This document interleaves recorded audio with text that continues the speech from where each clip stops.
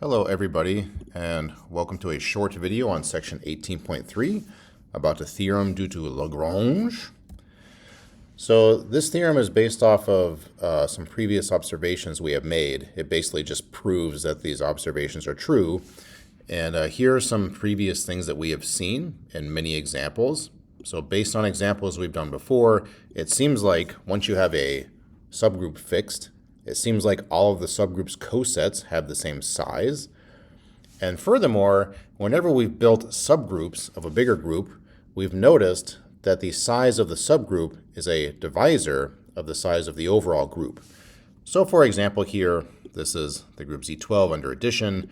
If you look at the subgroup generated by 2, which consists of 0, 2, 4, 6, 8, 10, if you also consider the subgroup generated by 4, which consists of 0, 4, and 8, we can compute left cosets as follows. So with H1, there's only 2 of them. There's H1 itself. If you add 0 or 2 or 4 or 6, anything like that, you get the subgroup itself. If you add 1 or 3 or 5 or anything else to everything in H1, you get the other coset, 1, 3, 5, 7, 9. And notice these two cosets have the same size. They each have size 6. If you compute the left cosets of H2, the 0, 4, 8, you get the original subgroup itself. If you add 1 or 5 or 9 to any of these three numbers, you get the subset 1, 5, 9. And here are the other two cosets. Notice they all have size 3. So just anecdotally, anytime we've computed cosets, we've seen that the cosets all have the same size. Furthermore, notice that H1 has size 6. 6 is a divisor of 12, which is the size of the overall group G. H2 has size 3, which is also a divisor of 12. So I'm not proving anything to you here. I'm just reinforcing anecdotally what we have seen before in examples. It sure seems like all cosets have the same size. It sure seems like all subgroups, their sizes are divisors of the size of the overall group. So the point of this video is just to prove this. So here's the first theorem. This is proposition 18.3.2 in your book.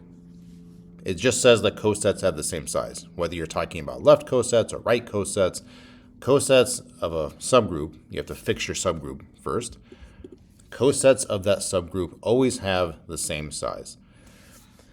So the proof here is a little technical simply because to show that two sets have the same size, you have to use the notion of a bijection, a one-to-one correspondence function. This is something you may or may not have seen. We certainly did a lot of this in Bridges, so if you've had that class, this should look familiar to you. But the basic idea is just that if you have a coset like this, like the original subgroup, 0, 4, 8, if you add 1 to everything or add 5 to everything or whatever to get yourself to this other set here, when you add 1 to these things, you don't collapse any two things together. Like 0 plus 1 and 4 plus 1, those are different. And 4 plus 1 and 8 plus 1, those are different. So every sort of pairwise computation you do gets you something different. You don't collapse any two elements together. And furthermore, over here you hit everything. So you don't expand the size of the set either. Like there's no way to take 0, 4, 8, those three things, and from that get 4 or 5 things. Because all you're doing is adding 1 to every one of these things.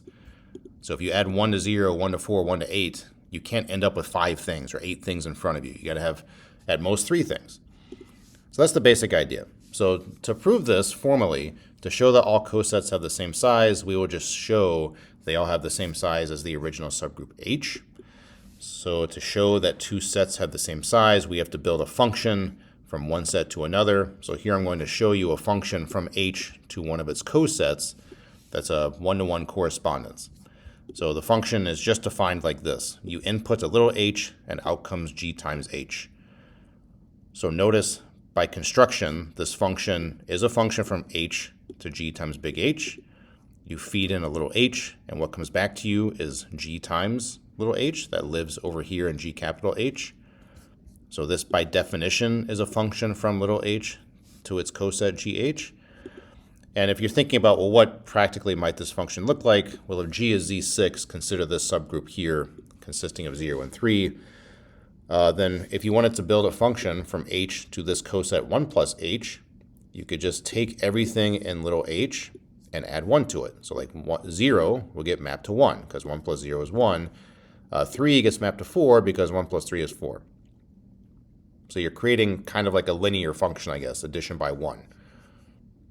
And if you wanted to map this subgroup to the coset 2 plus h, you would just add 2 to everything in there, and you would get 2 and 5. So that's the kind of function we're building. It's a mapping, transformation from a subgroup to an arbitrary coset. Little g is fixed. So to justify that this is a one-to-one correspondence so that we get that h and gh are the same size, we have to show it's one-to-one and onto. So if you want to prove a function is one-to-one, and one-to-one just means that when you go from set to set, you don't collapse anything. Like it's possible 0 and 4 both got mapped to 1. Possible, but we're showing that's not possible. Okay, so to prove something's one-to-one, you assume that 2 inputs have the same output, so you do collapse 2 things. And then you want to show that would imply that the 2 inputs were the same. So if your 2 outputs are the same, that means your 2 inputs were the same. So in other words, if your outputs are different, your inputs are different. So different inputs go to different outputs. That's what you're showing. So assume that 2 outputs are the same. Well, by definition of the function f, that means that gh1 and gh2 are the same, but we have this theorem that says you can cancel. You can sort of divide by g, or if you like, multiply by g inverse on the left, and you immediately deduce that h1 and h2 are the same. So if 2 little h guys went to the same place, those 2 little h guys were the same to begin with. Therefore, the function is one-to-one. Now you want to show that you hit everything in GH, show it's onto, but this is true definitionally. Like, how is G times H constructed? It's constructed by taking everything in H and hitting it with a little g on the left. So a little x is in GH precisely because it can be written as little g times little h for some little h. So like by definition, like how is this coset constructed? It's constructed by doing little g times little h. So this map, where was it, F? This map I built, it's onto by design. Okay, so we've built a one-to-one onto map from H to an arbitrary coset, meaning that these sizes line up. And you can also do the same game with right cosets if you want to. So again, if you don't follow that, it's fine. The basic idea is just that when you move from this set to this set, like when you move from a subgroup to its coset, this is a specific example, but the logic flows. Like when you go from here to here, you're just hitting everything on the left by some group element, in this case 1. Or when you go from 048 to 268, you're hitting everything on the left by 2. When you do that, you can't collapse 2 elements together. And furthermore, you can't get more elements than you started with. So same size. That's all that this is formally saying. Okay, so we've proven now that subgroups have the same size as the cosets. All cosets have the same size. So now let's prove Lagrange's theorem.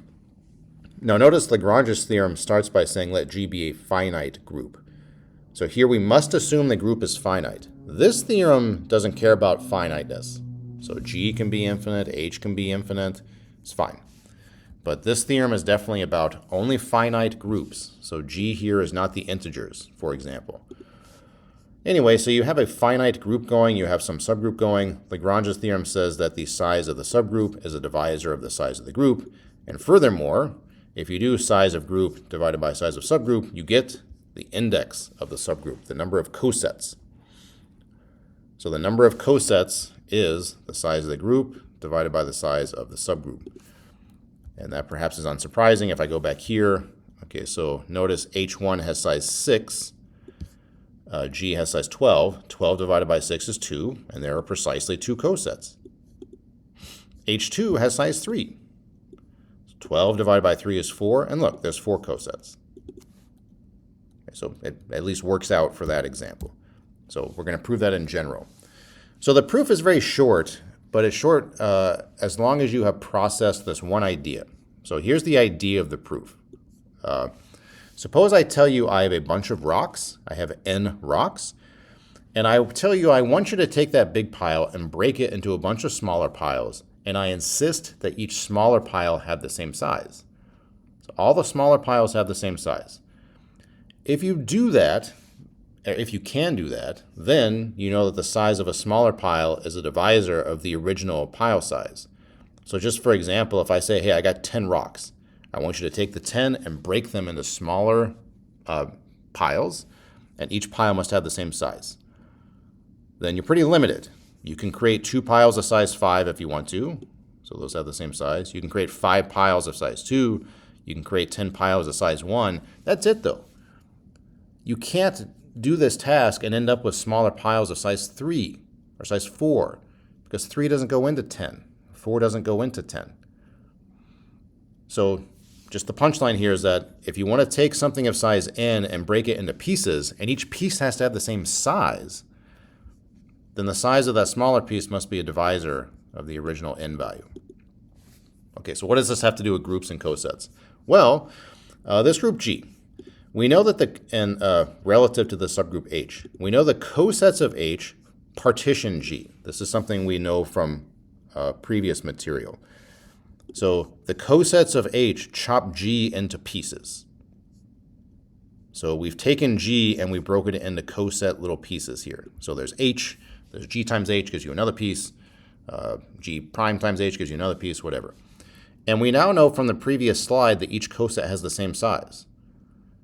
So we have broken G, which has, let's say, size n, right, into a bunch of smaller pieces, all of which have the same size.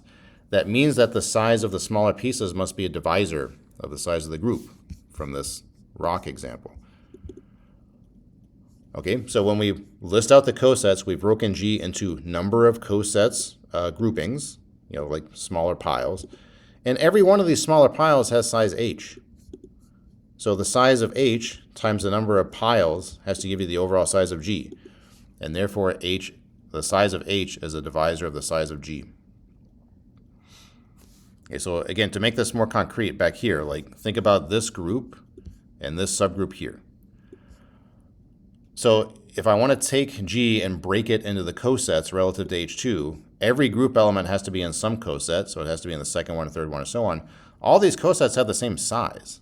So you've taken the elements of Z12 and you've broken those elements into, into subgroups, and each subgroup or subpiece, each piece has the same size, size 3. So size 3, size 3, size 3, size 3. And the number of pieces is 4. Number of cosets is 4. So 3 times 4 is 12. That's all that's happening here. Okay, now in terms of an exam, by the way, this proof could show up on an exam, and it might, because this theorem is very important. So you know when there's a name attached to a theorem, you know that's hitting the big time. That's a big theorem. So this proof could show up on an exam because it's so short, and it's especially short once you process this idea here. This proof would not show up on an exam because I don't assume, I can't assume everybody knows what a bijection is, because a couple of you haven't had bridges. Hopefully the idea of this was still clear, but this could show up on an exam, a short, important theorem. Okay, so let me close with a couple of examples. So how might you use this in practice? Well, now you can start giving short proofs about what can and can't happen with subgroups. So for example, prove that D5 has no subgroup of size 7.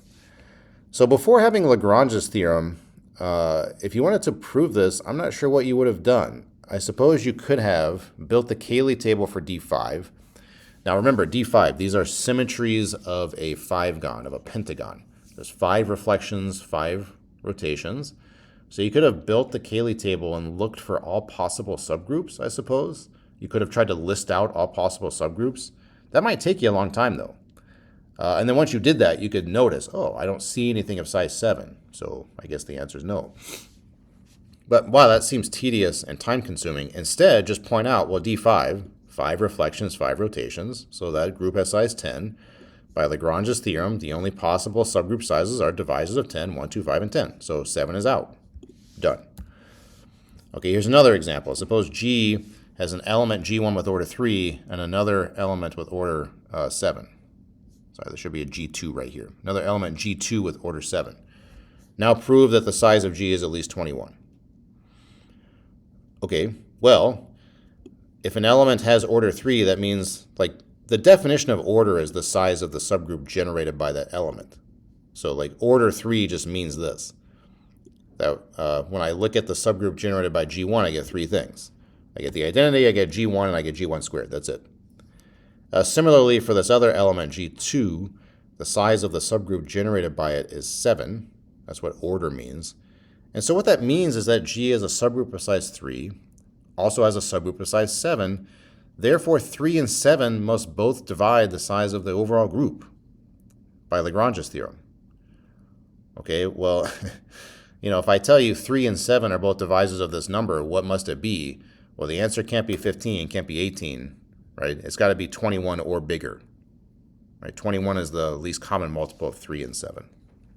So you can kind of quickly prove things like this using Lagrange's theorem. Whereas before Lagrange, there's no way I could have assigned this question to you. Right? You had no tool for proving something like that. Okay, so as a final note, I want to point out that Lagrange is not an if and only if kind of deal. So it doesn't say things like this. Like it doesn't say, hey, if my group is size 30, that means that it has a subgroup of size 10. The theorem doesn't say that. It doesn't guarantee you that certain kinds of subgroups exist. It just places limits on the subgroup sizes. So if your group has size 30, any subgroup must have size like 1, 2, 3, 5, 10, all the divisors of 30. But that doesn't mean that every divisor there is a subgroup with that size. So it's worth pointing out, Lagrange does not give you a converse, right? It doesn't guarantee you the existence of anything. It just limits the sizes of subgroups. Okay, so these two theorems are section 18.3. Now we'll move on to section 18.4.